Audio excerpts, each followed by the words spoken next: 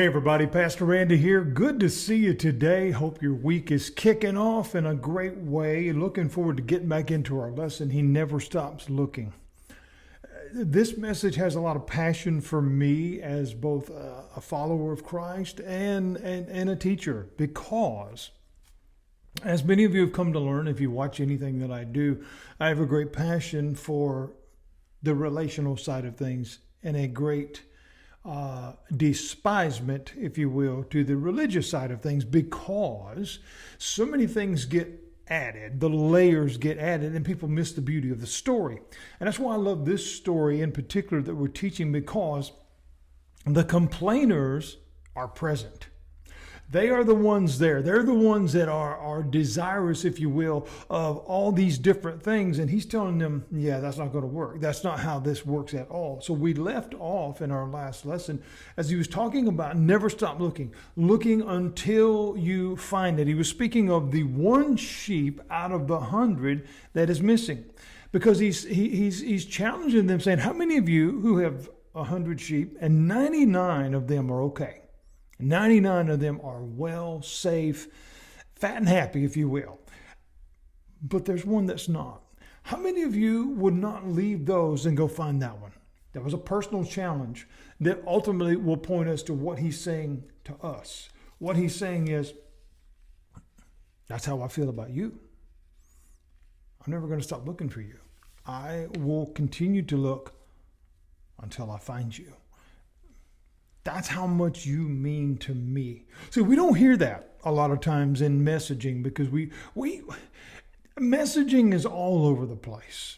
You have one end of the spectrum that kind of gives you the feel good, do this, do that kind of thing. And then you've got the one in the middle that is kind of, it's got just enough Jesus in it to be kind of sort of biblical. But then you got the far end spectrum of, boy, you better do.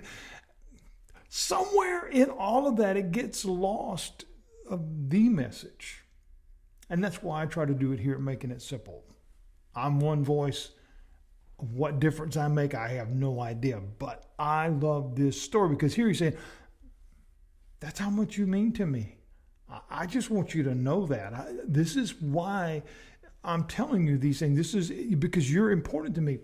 But the complainers, the religious zealots, if you will, the legalists, oh, good grief, don't even get me started there. They don't see this message. They want the conditions. They want the add-ons. They want the layers. They want the begging and the pleading and everything else can be determined. But you go back and read this story, and what you find is that's not there. It's just not. And Jesus is teaching through this that when something matters, the journey doesn't stop. The importance of the mission never ceases being important. We don't see him adding an if. We don't see him adding a but. He just says, don't stop until you find it. And then it gets even greater. So the story continues, and he says, and when he has found it, so he didn't quit looking until he found it. When he has found it, this speaks of determination. This speaks of never quitting. But this speaks of value. Do you continue to look for something that has no value? Do you continue to look for something that has no meaning to you? Of course not. It's like the line in the great old song, I was once lost, but now I'm found. We can say that if we feel like we're in this walk, in this relationship with Christ, because he didn't stop looking. He kept looking because you were worth it. I was worth it. In this story, Jesus speaks of finding the lost sheep. And then he says, and when he finds it, he joyfully puts it on his shoulders. I love that scene. The picture attached to this video in different platforms is a picture of that. But wait a minute, Pastor. Now, this one is going off. This one is straight off. Therefore, he had to be wrong. He had to be naughty. So Where's the scolding? Where's the whack it a few times with a limb or a stick or something? Where's the berating? Where's the you stupid, you dumb, you... Seems like there's something missing in this story.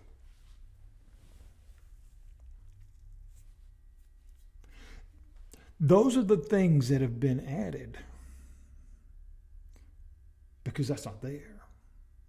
That is the attitude of the complainers because that's what they want there. They want you beat into submission. They want you to be fearsome of every breath that God's going to get you. But that's not what he says.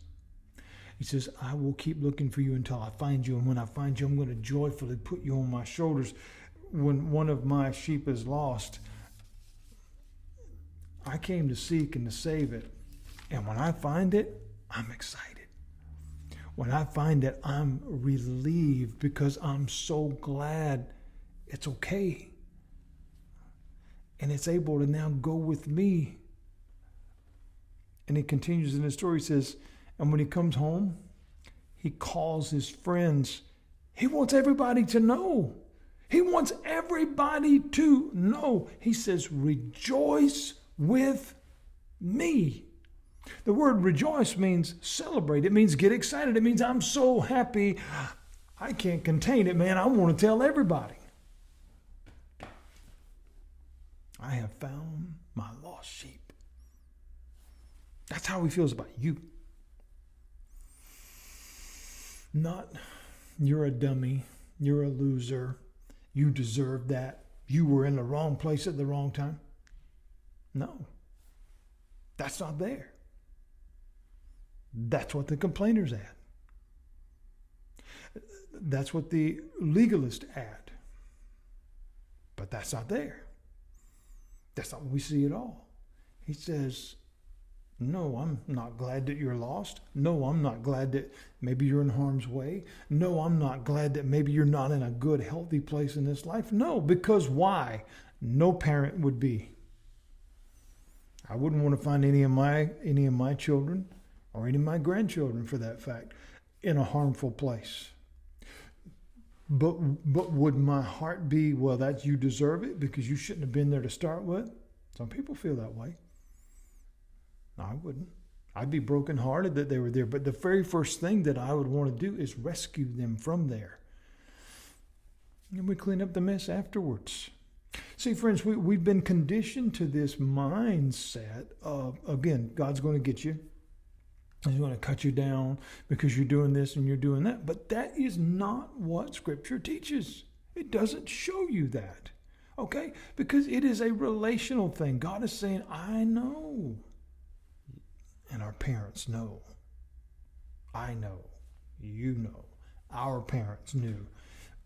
Was it because consequence wasn't going to come as a result? Of course not. And it's the same thing with God. There are consequences for our actions. This is not about skating by. This is not about getting the red ribbon at the end of the race and everything's all good. There are consequences with that. But in the understanding of what relationship is about restoration. It is not about beating you up. Are there consequences sometimes for things that we do in this life? Of course. It's a ticket. It's a jail sentence. It's a loss of promotion. It's all kinds of different things. That's life. That's the world. But if we treat our relationship with God as we do our relationship with the world, then you are going to be miserable. And you are never going to have anything to be faithful about or anything to look forward to. Because if I am cowered in fear on nonstop, that I am lost from that 99. I'm the one over in the ditch. I'm the one that's tangled up in the briars. I'm the one that got off course. But I deserve it because I did it. So nobody's going to come looking for me because nobody cares. Nobody's going to come looking for me because I'm not worthy or I made too many mistakes. That's not what Jesus says here at all. He says, I'll never stop looking for you.